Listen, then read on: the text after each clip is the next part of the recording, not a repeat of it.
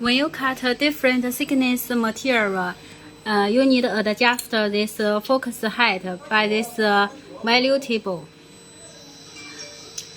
How to read the value? Please see, this value is so -1. This is the lever. This is the lever. The inside metal, it is the lever.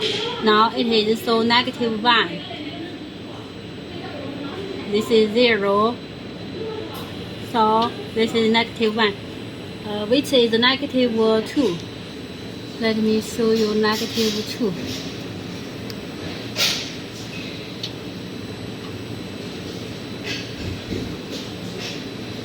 It's going near -2. This is -2.